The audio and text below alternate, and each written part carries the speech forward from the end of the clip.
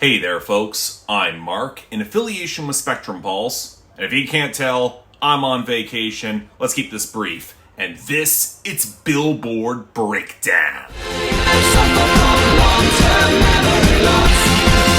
I don't remember. So as I said, I'm on vacation. And for once, the Hot 100 actually behaved itself and gave me a relatively modest week to get through without a lot of major drama. Funnily enough, in other cases, it could be described as a pretty rough week given some of the new songs here. But to quote a colleague of mine in the video space, I'm super cash right now. I'm not about to stress it too hard on a couple's vacation in the closest thing to paradise. And hell, the top 10 actually did me a massive favor by not moving too much. And when it did, it's not surprising. So, Flowers by Miley Cyrus remains at number 1 to the surprise of nobody. It lost the top spot on sales, but when streaming is this strong, radio's on a major upswing, it's just got too much of a robust margin over the competition. And that's Kill Bill by SZA at number 2. Make no mistake, SZA's probably on the best radio she's probably ever had on her own. With this song and the streaming's keeping up, it's just got the margin she's got to beat to get there. But then we got a sudden gain that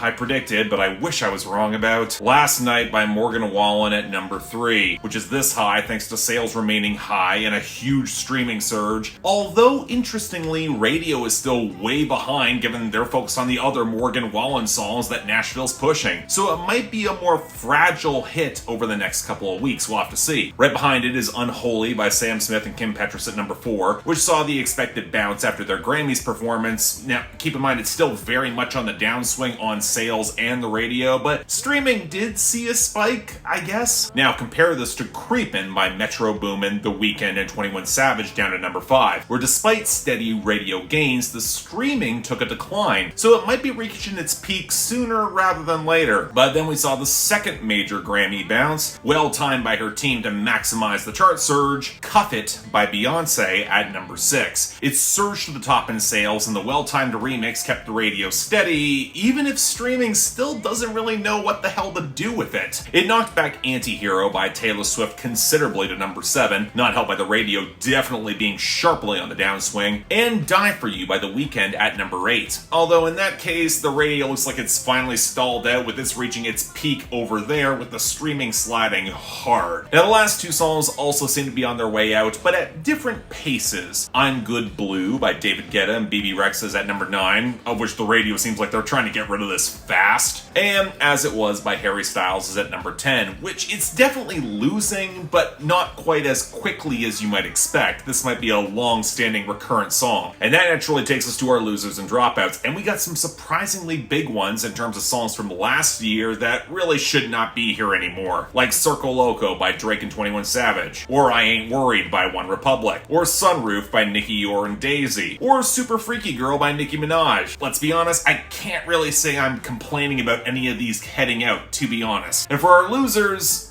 well, we had the debuts that didn't really go anywhere, like I'm Not Here to Make Friends by Sam Smith down to 94, or Love Again off the debut by Kid Laroi at 50, or a cut like Snap by Rosalind, where I'm frankly surprised it's lasted this long, sliding to 92. Now, what I find a bit more interesting is BZRP Music Sessions Volume 53 with Bizarrap and Shakira on the somewhat expected downward slide at 33, or Wait in the Truck by Hardy featuring Lainey Wilson skidding to 42. I guess that WWE performance really did a number on his prospects. Yikes. Now for our returns and gains, I'll admit a bit of a pleasant surprise in the former category, as we got 2 SZA songs coming back, with Open Arms with Travis Scott at 100 and Ghost in the Machine with Phoebe Bridgers at 90. I don't really have high expectations for either a slow burn rise for either song, but I think both of them are great songs, so I'm not going to complain. And let's be honest, I think I'd prefer them to the majority of our gains, where we can thank Morgan Wallen for the majority of them. I already mentioned Last Night, but we also saw off the debut I Wrote the Book up to 38 and Everything I Love up to 51, along with Tennessee Fan to 81. Thank God You Didn't by Brett Young rose up to 63 to compensate for something here. Outside of that,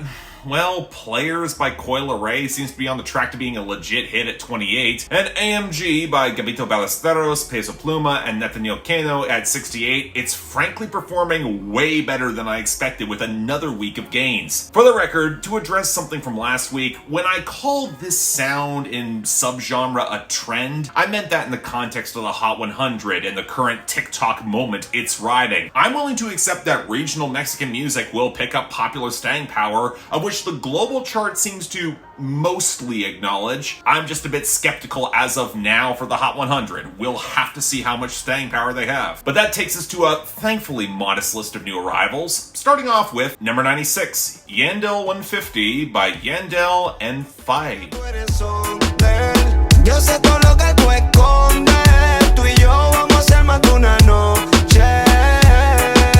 Maybe it is just coincidence that just 1 week after Feid's breakthrough on the Hot 100, he immediately notches a second entry. This time with Yandel, a Puerto Rican artist who racked up a solid number of singles in the mid-2010s without ever quite crossing over. And yet I can't say this is a great crossover moment here, unfortunately. The very stock, if well-balanced reggaeton percussion, the very muted melody, and how over-compressed and synthesized all the vocal leads are. I guess it helps Feid sound more consistent opposite Yandel, but also strips both of them of any distinctive vocal texture or personality. If you're not paying attention, you might not be able to actually tell them apart. And I can't say I'm impressed by the lyrics here either. It's tough to pin down the narrative, but it seems like it's a love behind the scenes story where they're trying to keep it discreet, and yet the stakes feel kind of inconclusive beyond her just going to the bar on her own, maybe hooking up with one of them later. It's not that clear. None of the translations are that good. Overall, yeah, this kind of deflated any hype I had for Feid because it's really forgettable. Next, number 85, In Her Mood by Ice Spice. Like damn, she in her mood. Like damn, she in her mood. She lit, get money too. Like damn, she in her mood. It's interesting that this is one of two Ice Spice breakthroughs we saw this week, this one from her debut EP, and one of the slightly better songs. It's not great. The limited melodic sample against the rumbling drill beat doesn't do a lot for me, and Ice Spice's delivery is as flat as ever. But for the sort of internally focused, hot girl shit club track where Ice Spice is flexing, I get the overall appeal, even if I think this is really disposable, and bragging about going viral is the fastest way to indicate your tangible shelf life. It's not the best thing Ice Spice has put out, but not the worst here either. It's fine. Unlike number 83, Watch the World Burn by Falling in Reverse.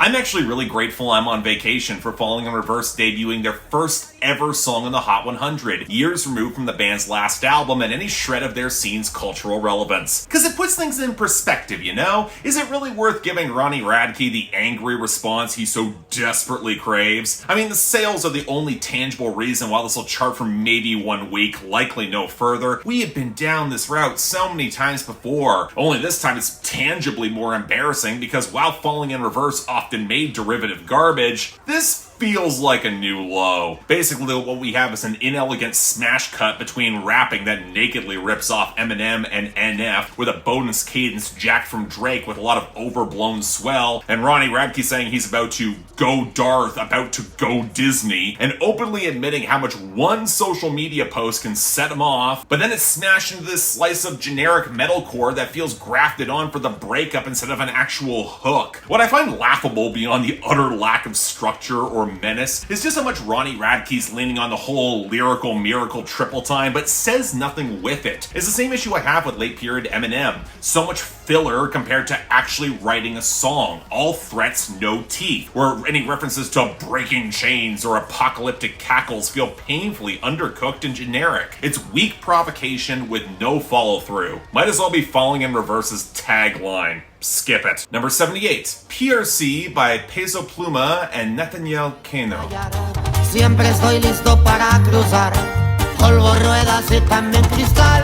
I'm actually kind of surprised that Peso, Pluma, and Natanael Cano have a follow-up single to the collab that's been inching up the charts. And my god, how are some of the acts with the weakest production in this regional Mexican scene getting traction? With the farty staccato trumpets and the painfully thin acoustics, the slapdash demo-ish production quality of the mix has never felt more stark. And as for the content, I mean, I think the larger problem is that for as much as they're trying to flex and revel in all the drug smuggling, they don't really have any edge or defective personality to sell it well, and the tone feels way too upbeat and chipper to match. Maybe some intended juxtaposition as banditos on the run, but I don't think it works at all. Again, I'm waiting for the song in this regional Mexican subgenre to really impress me, because again, it doesn't work here.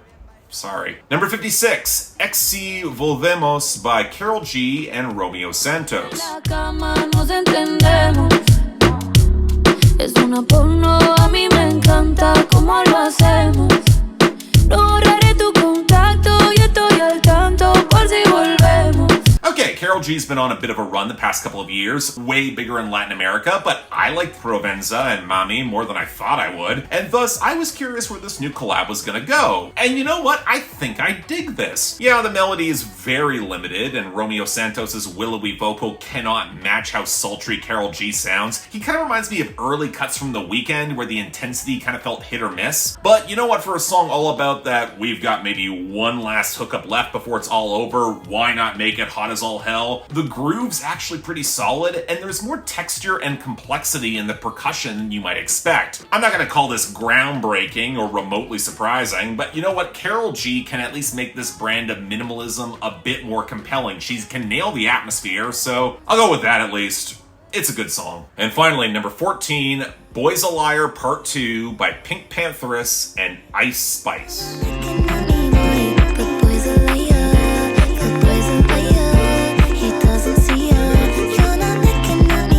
And here's the big viral story of the week. Ice Spice somehow still able to ride off her moments by hopping on a remix of a PinkPantheress song from late last year that made her EP. The song went viral, and paradoxically, it might be one of the better Ice Spice songs while being one of the least compelling things PinkPantheress has ever been on. Now, I blame the production for a lot of this. The chirpy synths and the spare guitar splashing off the faint crunch of percussion that only seems to emphasize how small and faint and underwhelming it is, especially with the cymbals, but minus any of the stronger groove that PinkPantheress's exasperated angst just feels underpowered, especially when Ice Spice's slightly more gruff delivery cuts through, calling out this guy for possibly cheating on her, or at very least lying. Now, funnily enough, by the time her verse ends, you get the impression that she actually does care a little bit more about this guy. It adds a welcome bit more of dimensionality, at least to her, whereas PinkPantheress doesn't have that added sting to balance out her pain as effectively. But you know what, let's be real, this is only charting as high as it is because of a moment of virality. Even with TikTok, I just don't really hear this lasting that long. Does not feel that special to me. Although it's not remotely close to the worst this week. That's Watch the World Burn by Falling in Reverse. I was severely tempted to give it to PRC just to disregard Ronnie Radke's inevitable temper tantrum entirely when he sees this video, but I had to be realistic and recognize the flagrant incoherence and incompetence when I actually heard it on record. Now, best of the week,